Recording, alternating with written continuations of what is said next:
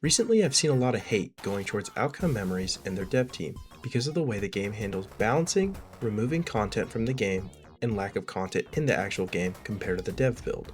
And I wanted to butt in and say that most of these problems aren't that bad, and these creators get much more hate for things that are out of their control or simple entitlement from fans. What I mean by this would be the recent removal of the killers 2017X and Faker. Though these killers being removed is a bit of a letdown, some fans seem to have become incredibly pissed at the dev team for doing such a thing. I just want you guys to understand that I'm so unbelievably fucking pissed. If you didn't know recently, Balney, of course Balney, who else would it be? This fucking pathetic loser who... All that needs to be said about this is that the Outcome Memories dev team is doing all of this for free. They're incredibly young and they're just trying to have fun making this game. So why is it that people feel the need to think that these characters are promised to them when they clearly aren't? The Outcome Memories dev team owes these people nothing, yet these people still feel the need to dog on them just because they didn't get what they want. And it reminds me a lot of another game similar to Outcome Memories, Dead by Daylight. The similarities spark in the rabid and annoying fan base these games seem to have. While there are good, normal people in these fan bases, there's always a rotten apple in the bunch, and they cause problems for the community and the game's health in general. In my opinion though, the difference is spark in where Dead by Daylight is owned by a big budget studio and generates millions in revenue, while Outcome Memories is what seems to be a passion project that goes under heavy fire for making the slightest of changes. But the fact that the team will continue to move on shows how passionate they are, and yet people believe they're entitled to get what they want in the game.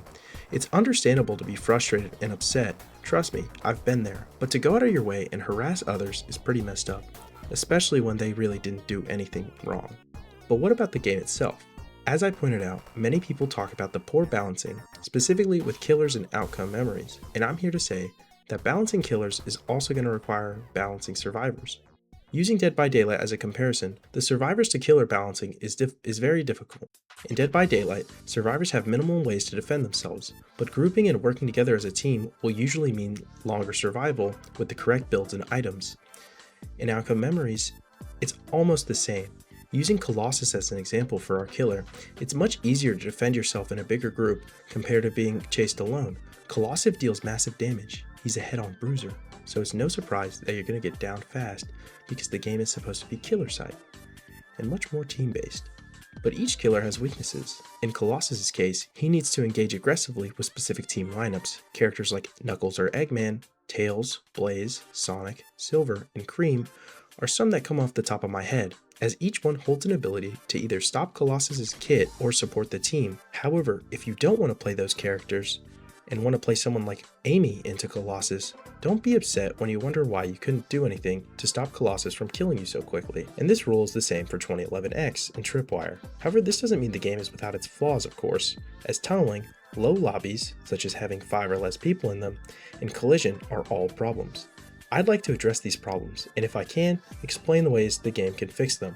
As for tunneling, the problem lies in the fact that once you get down, the killer can just instantly chase you and kill you from there. In big lobbies, this is especially annoying because you'll be waiting minutes until the next game. On top of that, if you wanted to leave, you could, but you wouldn't get compensated in the slightest. Even if you would get 15 rings, it's still useful, specifically to new players. So if there was a way to implement rings going into your account right as you die, it could help lessen the need to wait for the game to end just to get your rings. However, if you're in a lobby with your friends, and you get tunneled, you wouldn't need to sit in the lobby until the next game or until your friends die. But the problem also lies in the fact that you barely got to play with your friends and your friend doesn't get to interact with you. In my opinion, I feel like a way they could stop tunneling is with an incredible damage reduction, in my opinion 50%, to the person who was just down for a minute and a half. And if the killer wanted to remove this, all they would need to do is down or kill 1 or 2 survivors, depending on the lobby size, and the effect would go away. Though this is just a suggestion, and a little bit of an OP one at that, but something on the lines of forcing a killer to chase after another player instead of just being able to tunnel the same person they just downed. This would hopefully allow the person to live longer and be able to continue playing with their friends or just the game itself. As for small lobbies, games seem to go a little too quick, and the synergies with teams is almost none. It feels as if you need a lobby of either 6 or greater for the games to feel more balanced and fair. As though time may be shorter, killers will still feel as if they need to get a kill in before the game ends, maybe resulting in them tunneling another player. If possible, I think a matchmaking system that puts you in servers around the max capacity would help make the matches feel more team-based, allowing players to do better, understand counters, and learn how to interact with their team instead of just flying solo. Collision is something I have the biggest problem with the most, as I feel like it's stuck in places with hills or bumps in the terrain, even though it was just a slight increase. This, I feel, is more in part to the idea that there aren't really enough playtesters on the Outcome Memories team.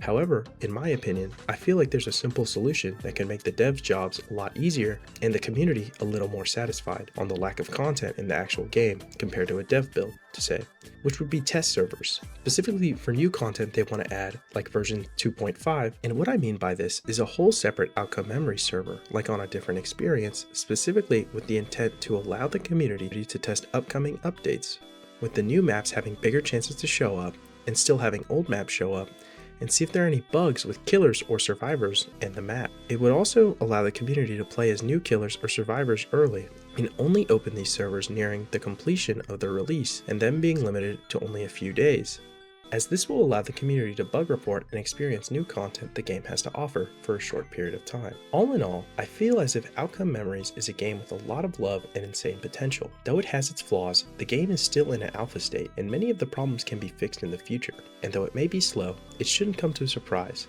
as once again, the Outcome devs do this for free. They have no obligation to work on the game, and yet they still do.